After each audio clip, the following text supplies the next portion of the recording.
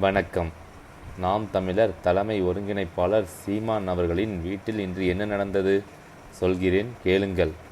நாம் தமிழர் தலைமை ஒருங்கிணைப்பாளர் சீமான் மீது நடிகை ஒருவர் பலாத்கார புகார் அளித்திருந்த சூழலில் இந்த வழக்கை அடுத்த 12 வாரங்களில் விசாரித்து அறிக்கை அளிக்க போலீசாருக்கு நீதிமன்றம் உத்தரவிட்டிருந்தது.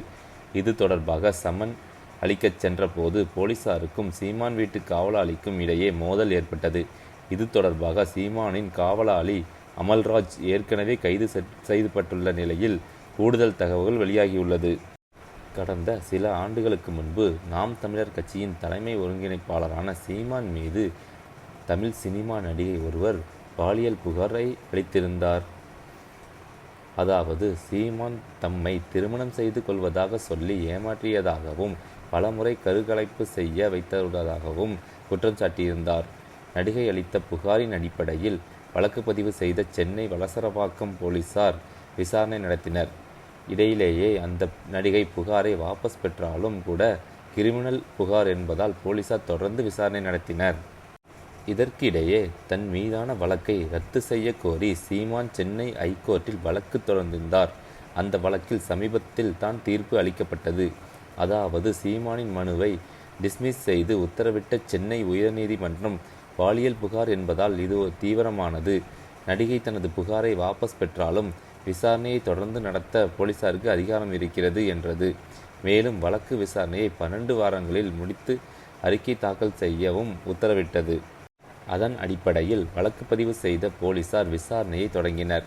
இதுவரை 15 பேர் விசாரித்துள்ள போலீசார் சம்பந்தப்பட்ட நடிகையிடம் வாக்குமூலம் பெற்றனர். இந்த சூழலில் நாளை விசாரணைக்கு ஆஜராக வேண்டும் என்று வலியுறுத்தி வளசரவாக்கம் போலீசார் சீமான் இல்லத்திற்கு சம்மன் அனுப்பினர்.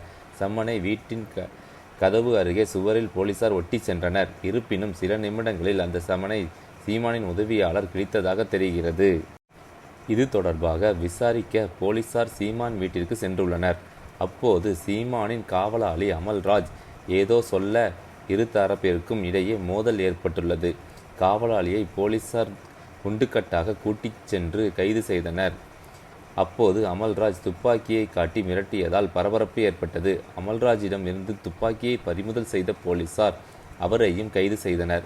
இந்த சம்பவத்தை தொடர்ந்து சீமான் வீட்டின் அருகே ஏகப்பட்ட நிர்வாகிகள் குவிந்தனர். மேலும் பாதுகாப்பிற்கு போலீசாரும் குவிக்கப்பட்டுள்ளனர். அமல்ராஜ் கைது செய்யப்பட்டுள்ள நிலையில் அவர் மீது பதிவு செய்யப்பட்டுள்ள வழக்கு குறித்து கூடுதல் தகவல்கள் வெளியாகியுள்ளது. அதன்படி சீமான் வீட்டு பாதுகாவலர் அமல்ராஜ் மீது கொலை முயற்சி வழக்கு பதிவு செய்யப்பட்டுள்ளது. மேலும் துப்பாக்கியை காட்டி மிரட்டியதால் ஆயுத தடுப்பு சட்ட பிரிவிலும் வழக்கு பதிவு செய்யப்பட்டுள்ளதாக கூறப்படுகிறது. இதுபோன்ற செய்திகளை அறிந்து கொள்ள நமது சேனலை சப்ஸ்கிரைப் செய்து கொள்ளுங்கள். நன்றி, வணக்கம்.